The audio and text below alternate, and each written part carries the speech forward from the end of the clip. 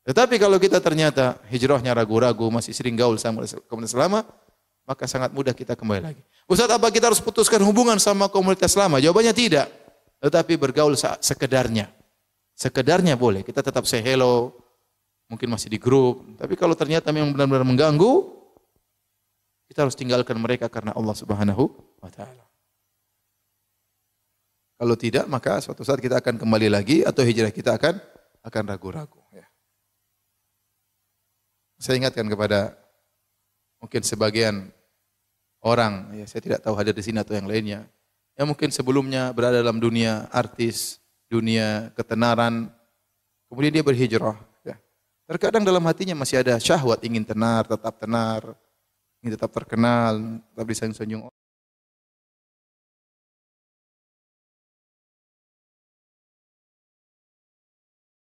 Yang pertama, manusia ya pasti terjerumus dalam maksiat. Cuma bedanya apakah dia banyak bermaksiat atau sedikit bermaksiat. Tetapi pasti terjerumus dalam maksiat itu suatu kepastian. Makanya Nabi sallallahu alaihi wasallam mengatakan, ya, kullu bani Adam khata' wa khairul khata'ina at-tawwabun. Seluruh namanya anak Adam pasti melakukan kesalahan, pasti. Dan sebaik-baik orang yang bersalah adalah yang bertaubat. Tadi saya sudah singgung juga hadisnya, istaqimu walan tuhsuh, istiqomalah kalian tidak bakalan mampu. Siapapun orangnya, kecuali para nabi, Tapi selain para anbiya, ya, seperti kita modelnya, bagaimanapun kita berusaha untuk beriman, bertakwa, pasti kita kepleset suatu saat. Tinggal kita banyak kepleset atau tidak. Kalau kita sesekali kepleset, segera bertobat, maka itu orang baik. Tapi kalau terlalu banyak terpleset, maka berarti enggak beres ya. Tetapi ingat bahwasanya manusia pasti dia melakukan kesalahan. Ini yang pertama. Yang kedua, kita harus sadar bahwasanya hati ini sangat mudah berubah. Hati ini sangat mudah berubah. Makanya dikatakan summiyal qalbu qalban litaqallubihi. Dikatakan hati dengan hati karena dalam bahasa Arab hati adalah qalb itu berubah-ubah. Mudah berubah, ya. Terkadang begini, terkadang, dan kita merasakan hal tersebut. Betapa sering hati kita berubah, terkadang kita ikhlas, terkadang kita riya, terkadang kita sabar, terkadang kita enggak sabar, terkadang kita husnudzon, terkadang kita suudzon, terkadang kita memaafkan, terkadang kita dendam. Betapa mudah hati ini berubah. Terkadang bahkan di pagi hari kita ikhlas, sore harinya kita sudah riya. Terkadang di pagi hari kita maafkan, sorenya kita sudah dendam. Seperti itu ya. Jadi hati ini sangat mudah berubah-ubah. Oleh karenanya dalam satu hadis Rasulullah SAW bersabda, la qalbu ibni Adam asra'u taqalluban minal qidir idza ijtama'at ghulyanan. Bahwasanya hati seorang anak Adam itu lebih cepat berubah daripada panci kalau sudah mendidih kan airnya bergejolak ya. Airnya mendidih sehingga bergejolak air tersebut, maka hati manusia lebih cepat berubah. Tatkala kita tahu hati mudah berubah, maka rawan untuk futur. Hari ini semangat, besok sudah malas. Minggu ini semangat, minggu depan sudah malas. 1 minggu semangat, 1 tahun malas, bahaya. Jadi ini isyarat bahwasanya demikianlah sifat atau tabiat daripada hati manusia sering berubah-ubah. Maka seorang jangan merasa pede dengan kondisi hatinya sekarang ini. Kenapa? Karena hatinya rawan untuk berubah pada kondisi yang lain. Ya, sangat rawan. Maka dia harus benar-benar perhatikan hatinya. Kemudian di antara kaidah yang agung dalam kaidah Ahlussunnah wal Jamaah, bahwasanya al-iman yazid wa yanqus. Iman itu naik dan turun. Tidak ada namanya manusia imannya stabil terus. Tidak ada, kecuali mungkin malaikat, ya, kecuali mungkin para nabi. Adapun manusia seperti kita yang biasa, maka iman terkadang naik, terkadang turun. Naik kata para ulama yazid bi ta'ah. Iman itu naik dengan ketaatan, wa yanqus bil ma'siyah, dan iman itu turun dengan apa? Kemaksiatan. Nah, kalau orang terjerumus dalam banyak kemaksiatan, imannya menurun. Dan kalau dia sudah imannya menurun, pasti dia akan ditimpa dengan futur yang luar biasa. Ya, rasa malas, rasa berat itu dia alami seluruhnya. Kenapa? Karena dia terlalu banyak maksiat kepada Allah Subhanahu wa taala. Apakah maksiat dengan pandangannya, apakah maksiat dengan pendengarannya, atau maksiat dengan lisannya. Tetapi kita semua merasakan bahwasanya iman terkadang naik, terkadang apa? Turun. Maka tatkala iman kita lagi turun, waspada. Jangan kita biarkan terus-menerus sehingga dia turun semakin habis dan kita biarkan saja enjoy dengan kemaksiatan yang kita lakukan. Baik. Inilah hal-hal poin-poin yang harus kita ketahui ya. Sehingga kita tahu kondisi kita ini untuk futur sangat mudah ya, untuk futur sangat mudah. Maka kita senantiasa waspada ya dalam menghadapi tatkala kita sedang futur. Taib. Bagaimana cara kita untuk mengurangi futur atau tatkala kita mengalami futur, apa yang harus kita lakukan? Ada beberapa hal yang mungkin harus kita perhatikan agar kita tidak cepat futur, dan kalau kita futur kita segera memperbaiki diri kita ya. Yang pertama, ibu yang dirahmati Allah Subhanahu wa taala, yang pertama beramal soleh sesuai dengan kemampuan ya. Sesuai dengan kemampuan. Jangan terlalu semangat berlebih-lebihan ya. Semangat terus mogok, berhenti. Ya. Tetapi berjalanlah semampunya tetapi berkesinambungan. Itu yang sangat penting. Tatkala kita berkesinambungan, maka kita tidak mudah terjerumus dalam futur. Kenapa bisa kita lakukan? Tapi kalau kita semangat berlebihan, akhirnya kita terjungkal sendiri. Dan itu banyak saya lihat. Orang mungkin baru hijrah, orang mungkin baru semangat luar biasa. Semangat tahu-tahu terjungkal. Entah berapa tahun kemudian kita enggak benar lagi tentang dirinya. Berapa tahun kemudian kita dengar lagi dia sudah tidak berdakwah. Berapa tahun kemudian kita sudah dengar lagi dia sudah tidak bersedekah. Berapa tahun kemudian kita dengar lagi dia sudah tidak ada pengajian di rumahnya, misalnya. Kenapa? Karena dia waktu semangat luar biasa berlebih-lebihan, imannya belum bisa sinkron dengan semangatnya. Sehingga saking semangatnya, kemudian dia mogok tiba-tiba. Dan itu bahaya. Ya. Oleh karenanya Nabi SAW bersabda, "Khudhu minal amali ma tutiqun." Kerjakanlah amal yang kalian mampu kerjakan. Fa inna Allah la yamallu hatta tamallu. Sungguhnya Allah tidak bosan sampai kalian yang bosan. Kemudian kata Nabi, wa ahabbu salati ila Nabi sallallahu alaihi wasallam ma duwima alaihi wa in qallat. Dan salat yang paling disukai oleh Nabi sallallahu alaihi wasallam adalah yang paling kontinu meskipun sedikit ya. Dalam hadis kata Nabi sallallahu alaihi wasallam, wa ahabbul a'mali ila Allah adwamuha wa in qallat. Bahwasanya amalan yang paling dicintai oleh Allah adalah yang paling kontinu meskipun cuma apa? Sedikit. Kita tahu tidak semua ibu-ibu ya imannya tinggi kemudian semangat tiap hari saya baca 7 juz. Saya rasa enggak mampu ibu-ibu ya. Saya rasa enggak mampu ya. Saya aja belum tentu seperti itu bisa ya dengan berbagai macam kesibukan ya. Jangan kita paksakan diri, saya pasang harus tiap hari 5 juz misalnya. Kita bukan anak pondok di pesantren ya. Kalau pesantren terkadang 1 hari 10 juz bisa mereka. Kita masing-masing punya kegiatan, ibu-ibu juga banyak kegiatannya, bapak-bapak juga banyak kegiatannya. Kita lihat yang mungkin kita lakukan. Taruhlah setengah juz, oke. Saya mampu insya Allah sebagai tahap awal. Maka continue. Ya. Jangan langsung semangat 3 juz tiap hari. Tahu-tahu 3 juz terus tahu apa? KO. Ya. Habis itu enggak lagi ya. Enggak lagi baca Quran. Ya. Ya. Mulailah baca-baca yang lainnya. Dan itu terjadi ya. Dalam satu hadis, ya dikhulun Nabi sallallahu alaihi wasallam zata yaumin fil masjid. Satu hari Rasulullah SAW masuk ke masjid. Fa idza hablun mamdudun baina sariyatain. Tiba-tiba Nabi melihat ada tali yang terikat antara satu tiang dengan tiang masjid yang lainnya. Faqala ma hadzal hablu? Ini tali apa kata Nabi sallallahu alaihi wasallam?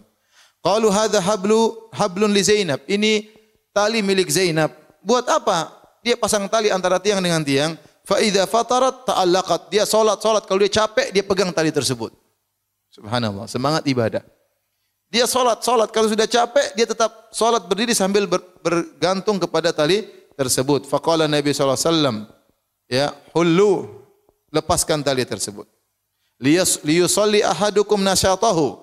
Hendaknya seorang salat dengan semangatnya. Fa idza fatara falyaqud. Kalau dia capek ya salat sambil duduk.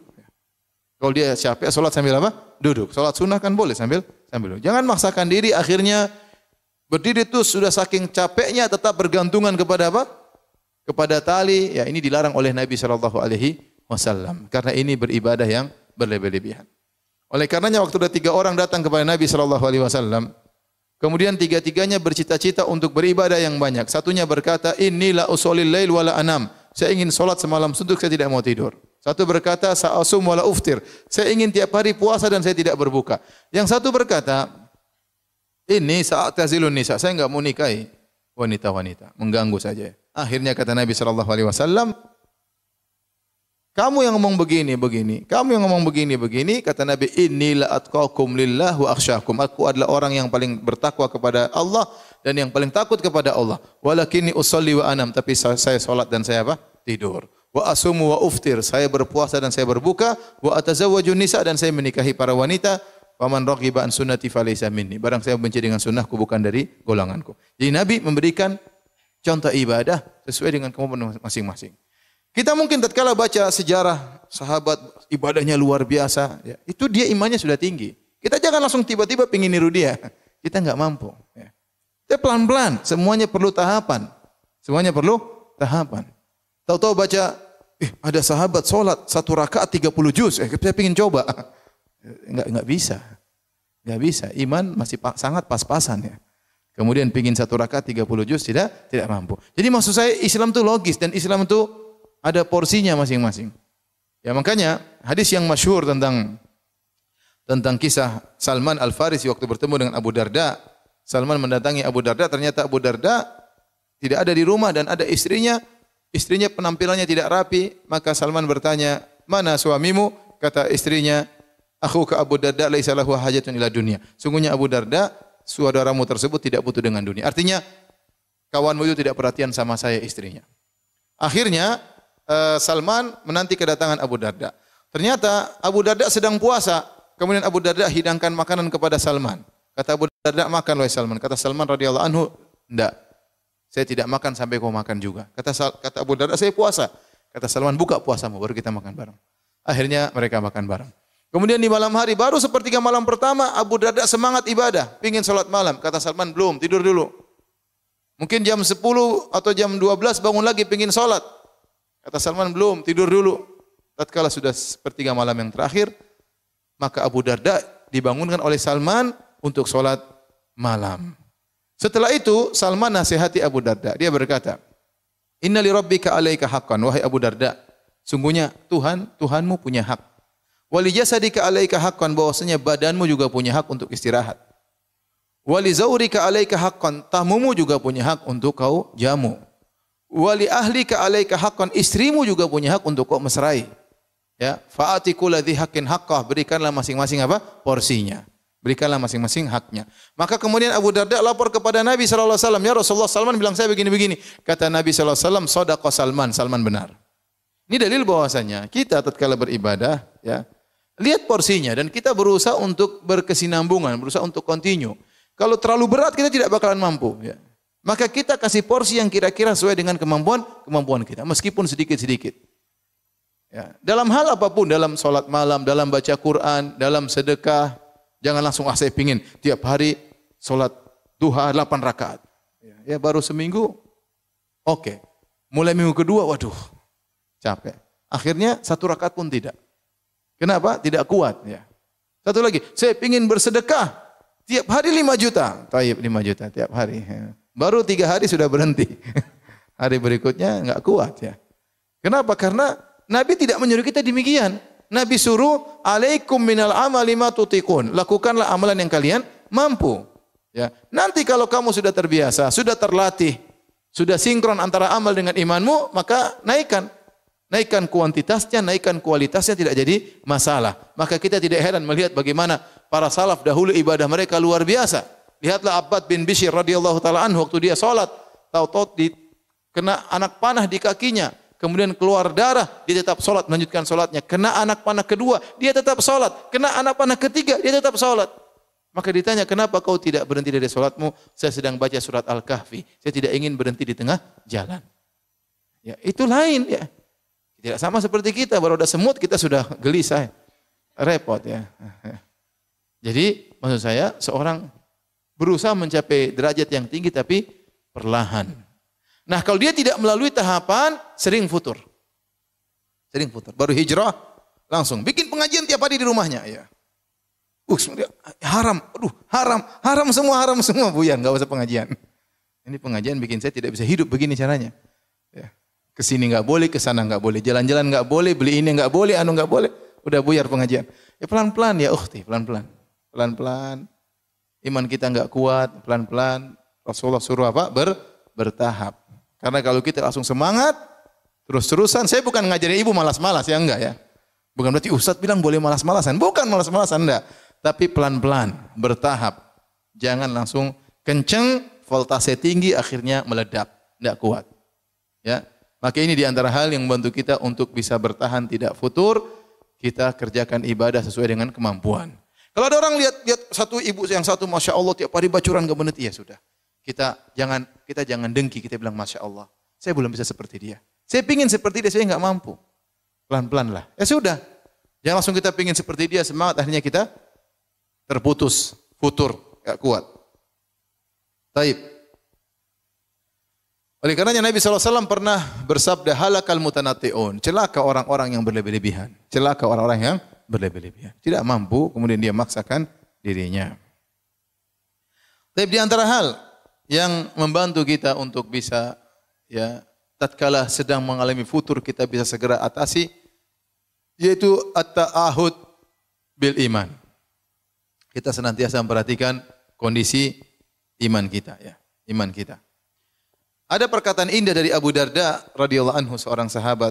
Abu Darda, dia berkata, min fiqhil abdi an yata'ahada imanahu wa ma naqasa minhu. Di antara fikih, yaitu ilmunya seseorang, dia memperhatikan kondisi imannya, wa ma naqasa minhu, kapan imannya turun dia ngerti.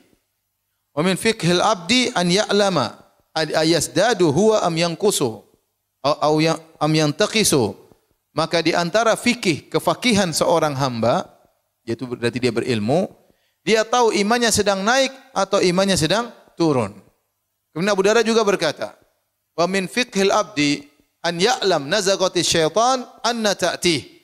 Di antara fikih seorang hamba, dia tahu kapan godaan setan menimpanya dan dari mana godaan setan itu menyerangnya. Ini sangat penting, ibu-ibu yang dirahmati Allah Subhanahu wa taala. Seorang tahu imannya sedang naik atau sedang turun. Dan itu dia bisa mengontrol. Contoh, dia datang ke pengajian, imannya naik. Oh, berarti bagus ke pengajian. Contoh, dia pergi jalan-jalan ke sana kemari, ketemu dengan orang-orang enggak jelas, dia rasa imannya turun, nah berarti ini iman saya sedang turun, berarti enggak beres perbuatan saya ini. Dia ngerti. Bahkan lebih daripada itu, dia tahu an ya'lama nazaqati syaitan anna ta'ti, dia tahu kapan godaan setan bisa menimpanya, dari arah mana dia tergoda, dari arah mana imannya turun. Kita sebenarnya dikasih sinyal oleh Allah Subhanahu wa taala, dikasih sinyal. Tapi terkadang kita tidak pedulikan. Ya, tidak pedulikan. Ya, saya sering sampaikan, saya pernah ketika di Melbourne ada seorang yang bertanya, ya Ustadz, saya diundang buka puasa sama kawan-kawan lama saya. Terus kenapa? Tapi kawan-kawan itu dulu sering mabok sama saya. Dan biasanya kalau habis buka puasa kita mabok. Terus gimana? Saya bilang ya janganlah. Ya. Jangan. Ya. Dia tahu bahwasanya setan datang dari situ. Kalau dia sudah kumpul sama teman-teman lamanya, dia akan tergoda sebagaimana yang mereka lakukan. Akhirnya dia benar-benar mabok bersama teman-temannya. Kita masing-masing tahu. Seorang tahu tatkala dia misalnya lagi ke tempat tertentu, imannya turun, maka jangan ke situ. Seorang tahu kalau dia bertemu dengan si fulanah kawan lamanya, dia akan terjebak dibawa kepada yang haram, maka jangan dia ketemu si fulanah tersebut. Jadi dia tahu kapan setan bisa menggoda. Dan setan sangat cerdas, ibu yang dirahmati Allah Subhanahu. Dia tahu si fulanah ini digodanya dengan ini, si fulanah ini digodanya dengan ini. Ini yang ibu ini digodanya dengan tas ya, misalnya ini. Ya, saya enggak tunjuk ibu tertentu ya, tunjukkan. Ya, misalnya ibu yang ini digoda dengan ya misalnya baju-baju fashion yang mahal-mahal misalnya. Setan tahu ya. Sehingga dia tergoda di situ, ini tergoda di sini ya. Yang satunya digoda dengan ini, setan tahu siapa yang dia goda dan dengan godaan apa setan menggodanya. Sama seperti lelaki, ada yang digoda dengan wanita mungkin dia tidak tergoda, tapi digoda dengan jabatan dia KO, ya. Digoda dengan popularitas dia tidak bisa bertahan. Sebaliknya ada yang digoda dengan uang haram, dengan uang riba dia tidak mau, tapi digoda dengan wanita dia langsung KO, bertekuk lutut, tidak mampu. Setan tahu, ya. Setan sudah pengalaman ya. Oleh karenanya ya, terutama ibu-ibu yang baru hijrah, hati-hati ya. Tatkala kita hijrah, tentu setan sangat jengkel. Setan sangat tidak suka. Tapi setan tidak putus asa untuk mengembalikan lagi kepada masa lalu kita. Kembalikan lagi kepada masa lalu kita. Maka kita waspada. Kalau hal ini membuat kita terjerumus kembali, maka tinggalkan hal tersebut. Jangan coba-coba untuk mendatangi hal tersebut. Kita imannya lemah. Ya, iman kita lemah. Kita tidak ingin Allah sudah kasih kita hidayah, kemudian kita buang hidayah tersebut. Kita memilih kegelapan kita yang masa lalu. Sebagian orang kalau berjalan-jalan berkelana di dunia Facebook, imannya turun, jangan berkelana di dunia Facebook ya. Dia masuk di Facebook, lihat teman-teman lamanya, lihat cowok-cowok lamanya ya. Lihat, dan bisa saja setan ingin tahu gimana kabarnya sih. Sudah kawin belum sih? Sudah. Coba istrinya, cantikan saya daripada istrinya. Mulailah. Namanya manusia, kita nggak tahu ya. Mengecek akun-akun orang. Akhirnya apa? Berkelana, hal tersebut membuat iman kita apa? Turun. Kalau kita tahu iman kita turun di situ, jangan coba-coba. Kalaupun kita terlanjur, segera istighfar. Segera istighfar. Segera bertobat kepada Allah Subhanahu wa taala. Oleh karena ini sangat penting. Seorang harus tahu kapan imannya naik dan kapan imannya turun dan dari mana dia terjatuh. Dia harus ngerti. Dia harus ngerti. Ya. Ada orang mungkin kalau digoda dengan lain dia bisa kuat, tapi digoda dengan musik dia enggak kuat. Tahu-tahu kepalanya goyang-goyang sendiri. Tahu-tahu dia bersenandung. Ada kawan saya jalan di mall sama istrinya. Tahu-tahu dia dengar nyanyian. Siapa yang nyanyi? Ternyata istrinya yang nyanyi. Ternyata istrinya sudah hijrah tapi belum kuat hijrahnya. Jadi bawa ke mall lagu yang menyenangkan, istrinya ikut nyanyi. Siapa ikut nyanyi samping saya? Ternyata istrinya. Itu bukan saya ya, bukan ya. Baik. Di antara hal yang membantu kita untuk tidak sering terjerumus dalam futur. Dan kalau terjerumus dalam futur kita segera kembali adalah kita memilih teman yang benar, memilih teman yang benar. Ini sering saya sampaikan berulang-ulang. Bahwasanya pengaruh teman itu sangat luar biasa. Teman bisa merubah mindset cara kita berpikir. Teman bisa merubah pola hidup kita dalam menjalani kehidupan. Teman bisa merubah cara berbicara kita. Yang tadinya mungkin seorang tawadhu bisa menjadi sombong dan sebaliknya orang yang sombong bisa menjadi apa? Tawadhu. Karena melihat temannya. Dengan teman yang baik, seorang yang tadinya pelit bisa jadi dermawan. Dan teman yang buruk tadinya dermawan bisa menjadi apa? Pelit. Maka teman ini sangat penting, hati-hati dalam memilih teman. Kita kenal sama banyak orang enggak ada masalah, tapi untuk sahabat kita harus pilih-pilih. Tidak sembarang seorang kita jadikan sahabat dekat kita. Kita harus benar-benar memfilter. Kita harus benar-benar selektif. Ya, karena teman itu sangat mempengaruhi pola pikir kita. Dan ini benar ibu-ibu yang dirahmati oleh Allah Subhanahu wa taala. Maka waspada ya. Ya. Ada seorang misalnya miskin bergaul sama orang kaya. Orang kayanya ngomong tinggi-tinggi terus. Ini si miskin akhirnya ngomong juga apa? Tinggi-tinggi. Dia lupa dirinya, bahwasanya dirinya apa? Miskin. Dan ini terjadi. Akhirnya dia pulang bawa penderitaan buat suaminya. Ngomongnya gara-gara salah bergaul, gara-gara salah bergaul. Tetapi seorang yang misalnya kaya, sombong, bergaul dengan orang yang mungkin sederhana, kemudian lihat kesederhanaannya, maka mungkin bisa turun kesombongannya. Maka di antara penyesalan yang diucapkan oleh orang-orang yang masuk neraka jahanam adalah menyesal karena salah bergaul. Kata Allah Subhanahu wa taala, "Wa yauma ya'addu adh-dhalimu 'ala yadayhi yaqulu ya laitani ittakhadhtu ma'ar rasuli sabila." Hari di mana tatkala orang yang zalim menggigit kedua tangannya sebagai bentuk penyesalan dan dia berkata seandainya dahulu saya mengikuti jalannya Rasulullah sallallahu alaihi wasallam, ya wailata laitani lam attakhidh fulanan khalila. Seandainya dahulu saya tidak menjadikan si fulan sebagai kawanku, laqad adallani ani dzikri. Dia telah membuat saya lalai dari mengingat Allah Subhanahu wa taala. Ya benar, ketemu kawan main terus kerjanya.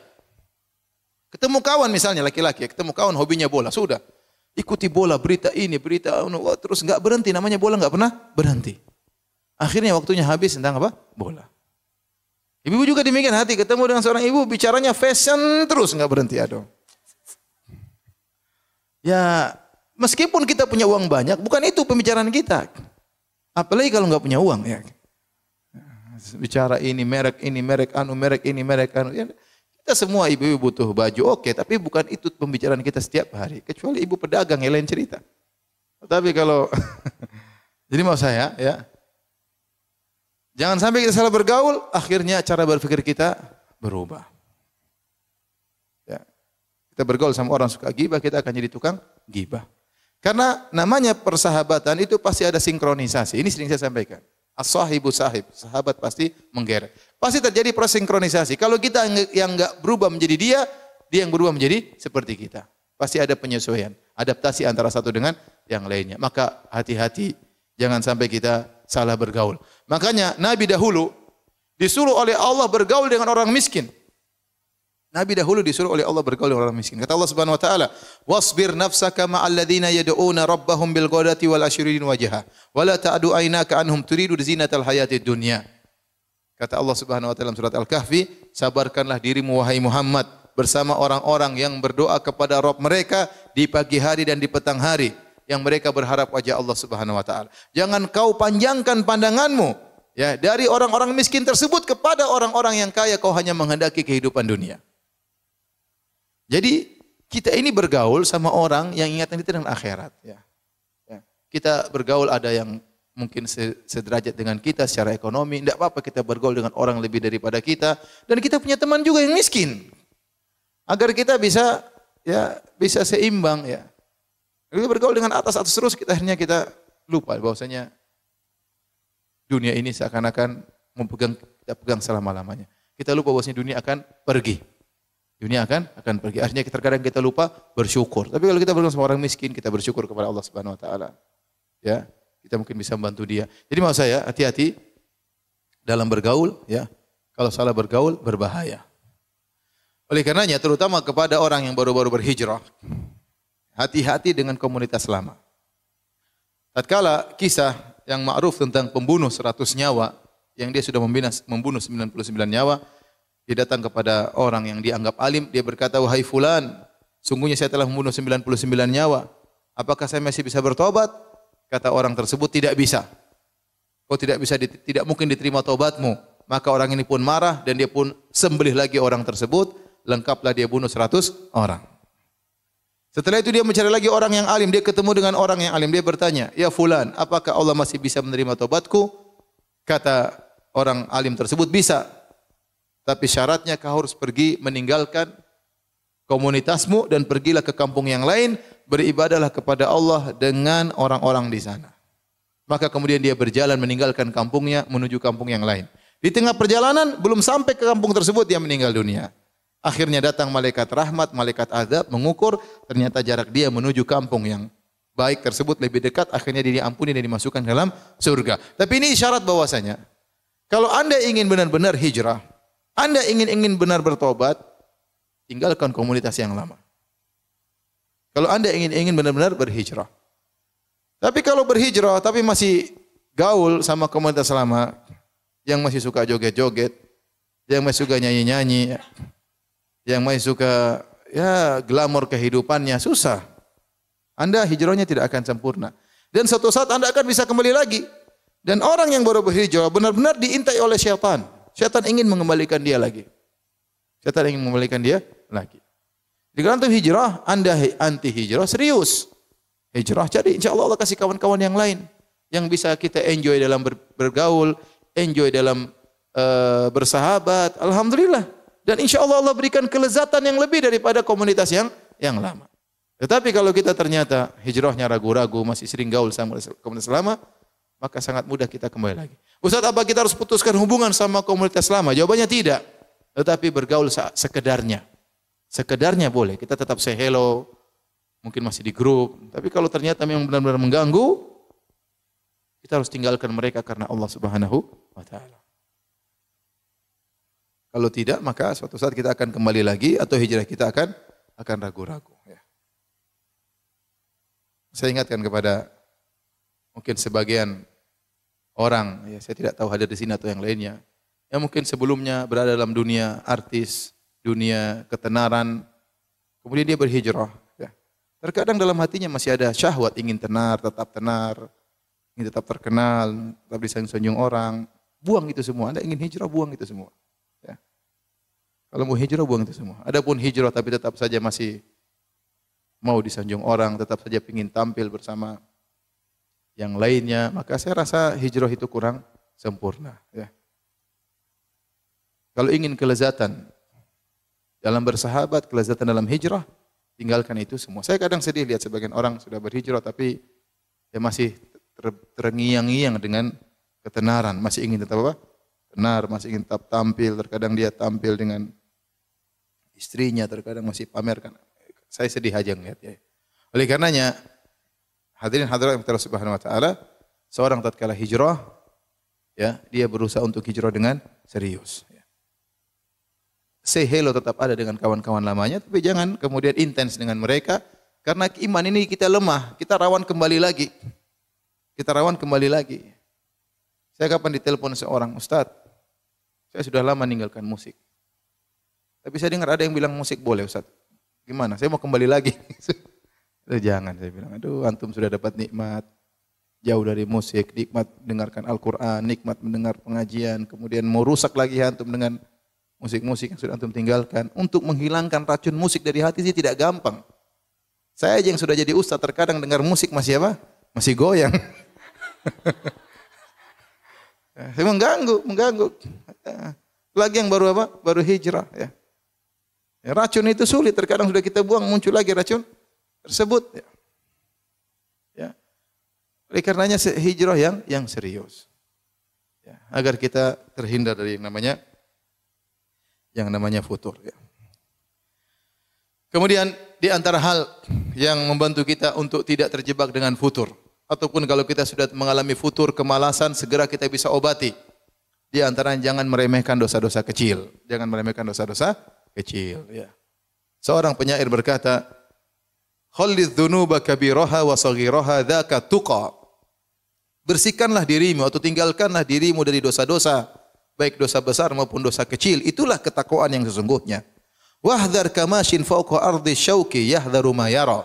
Jadilah engkau seperti seorang yang berjalan di satu jalan yang banyak durinya, maka dia senantiasa waspada, jangan sampai ada duri besar, duri kecil yang menusuknya, senantiasa dia waspada. La tahqiranna saghiratan innal jibala minal hasa. Jangan kau pernah meremehkan dosa kecil, sungguhnya gunung berasal dari kumpulan batu-batu yang kecil. Oleh karena seorang waspada, ya, sering dia akhirnya futur gara-gara dosa-dosa kecil. Ya, misalnya, mengumbar pandangan, secara syariat dia bukan dosa besar, dia dosa kecil. Tapi kalau orang meremehkan hal tersebut, dia mengumbar, terbiaskan pada hatinya.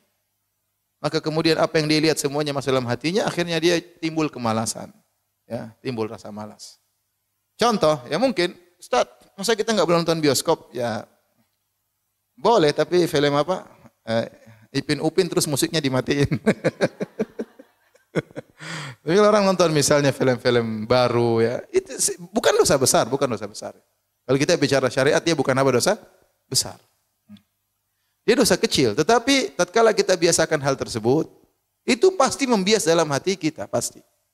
Kita melihat wanita yang cantik jelita di film tersebut, ya, yang mungkin lihat seorang wanita melihat lelaki yang tampan, kemudian macam-macam, akhirnya dia bandingkan dengan suaminya, sang suami bandingkan dengan istrinya, ya. Filmnya bagus sekali sayang, iya, karena artisnya cantik. Nah, begitu ya. Akhirnya istri bilang, ya Abi filmnya bagus ya karena aktornya tampan misalnya. Dan itu dosa kecil, tapi terbias dalam hati kita, akhirnya itu membuat kita malas. Makanya seorang salaf pernah berkata, saya terhalangi dari salat malam gara-gara dosa yang pernah saya kerjakan. Akhirnya kita malas banget salat malam. Kita malas banget untuk apa? Baca Quran. Kenapa? Karena hati kita sudah dimasuki oleh maksiat meskipun dosa-dosa kecil. Meskipun dosa-dosa kecil. Maka seorang berusaha, ya kalau dia tidak mampu meninggalkan secara total, paling tidak dikurangi sedikit demi sedikit. Kalau dia belum bisa menghindari, tetap istighfar kepada Allah Subhanahu wa taala. Astagfirullah. Saya katakan demikian karena saya sendiri pernah mengalami terus berat sekali. Saya dulu main musik, kemudian saya tinggalkan musik, enggak gampang ya. Bertahap, ya. Tidak bisa langsung apa? Meninggalkan apa? Musik. Karena sudah terlanjur merasuk dalam hati saya. Ya. Susah. Tapi saya berusaha meninggalkan sampai saya meninggalkan secara total. Betapa sering setan menggoda saya. Saya sudah tinggalkan, tahu-tahu dalam mimpi saya main gitar. Benar, demi Allah, berapa kali saya mimpi seperti itu. Saya sudah lupa lagu tersebut, dalam mimpi setan mengingatkan lagu tersebut. Saya bangun, ya Allah, lagunya masih saya hafal. Coba, ini setan. Itu memang benar. Saya mengalami sini, saya tidak bilang tinggalkan total tidak mudah. Saya bicara yang realistis saja. Mungkin di antara anti yang punya hobi-hobi tertentu, ya sudahlah, pelan-pelan lah. Ya, kalau bisa tinggalkan total, alhamdulillah. Kalau enggak bisa, harus ada niat untuk meninggalkan hal tersebut. Kalau enggak, kita akan mengalami futur, kemalasan yang bertambah-tambah tidak hilang dari diri kita. Kenapa? Karena kita bergelimang dengan dosa-dosa meskipun dosa-dosa kecil. Saya tidak bicara dosa besar seperti zina, minum khamr, enggak. Ya. Dosa-dosa kecil juga punya pengaruh terhadap kerajinan kita atau kemalasan kita dalam beribadah. Dan itu sudah pasti, tidak mungkin tidak. Sudah pasti dan tidak mungkin tidak. Ya. Ini ya di antara hal yang mungkin membantu kita untuk terhindar dari futur adalah kita berusaha menarikan diri kita dari dosa-dosa kecil. Kalau kita terjerumus segera istighfar, astagfirullah. Astagfirullah, Allah Maha Mengampun. Tuhan kita itu Maha Baik. Betapa sering kita terjerumus dalam maksiat, kita minta ampun, Allah terima taubat kita. Kemudian yang berikutnya, jangan buang-buang waktu. Ibu-ibu yang dirahmati Allah Subhanahu wa taala, ya, waktu ini kita usahakan kita manfaatkan. Dan Rasulullah sudah ingatkan, nikmatani maghbunun fihima katsirun minan nas. Ya, dua kenikmatan yang banyak orang terpedaya dalamnya adalah sehat wal faraq. Adalah sehat dan waktu luang. Kita mumpung masih sehat, kita manfaatkan waktu kita. Dan maksud saya manfaatkan waktu bukan berarti hanya sholat, zikir, enggak. Maksud saya waktu kita jangan terbuang-buang. Entah kita sedang bermesraan sama suami, entah kita sedang sama anak-anak, entah kita sedang sama orang tua ngobrol, entah kita ketemu sama kawan-kawan kita, ukhti-ukhti yang lain dalam rangka mendekatkan tali ukhuwah. Intinya tidak ada waktu yang terbuang-buang. Intinya tidak ada, semua waktu bermanfaat. Entah kita lagi duduk baca Quran, entah kita lagi bikin suatu makanan buat suami, entah kita lagi ngobrol sama pembantu misalnya, kita arahkan begini dan begini, entah kita menyenangkan tetangga kita. Pokoknya waktu kita jangan ada yang terbuang. Itu di antara hal yang buat kita tidak futur. Sehingga setiap waktu yang ada kita alami, semuanya berpahala. Karena saya sering sampaikan bahwasanya ibadah bukan cuma baca Quran, bukan cuma zikir, senyum sama suami, ngurusin anak-anak, telepon orang tua, ziarah ke orang tua, telepon kakak adik, ketemu dengan keponakan, banyak yang bisa kita kerjakan. Kalau disuruh kita baca Quran dari jam 6 pagi sampai jam 6 sore enggak kuat. Tidak kuat kita. Ya. Yang bisa cuma malaikat. Malaikat kalau sudah beribadah kata Allah, la yafturun, tidak pernah futur malaikat kalau beribadah. La yas'amun, tidak pernah bosan. Kita ditimpa dengan kemalasan, ditimpa dengan kebosanan. Oleh karenanya tatkala kita mengalami keletihan dalam beribadah, isi dengan yang lain. Isinya berusaha untuk bermanfaat. Ya. Kalau enggak kita ngobrol dengan kawan-kawan di grup yang bermanfaat, waktu kita jangan dibuang. Ini membantu kita untuk melawan futur. Sebagian orang bingung, waktunya kebanyakan, dia ingin membunuh waktunya. Caranya apa ya? Sudah dia maksiat. Ya, dia maksiat. Lakukan hal yang tidak bermanfaat. Ya. Sementara waktu terus berjalan, umur kita semakin berkurang, ya, wajah semakin keriput, ya, dan seterusnya.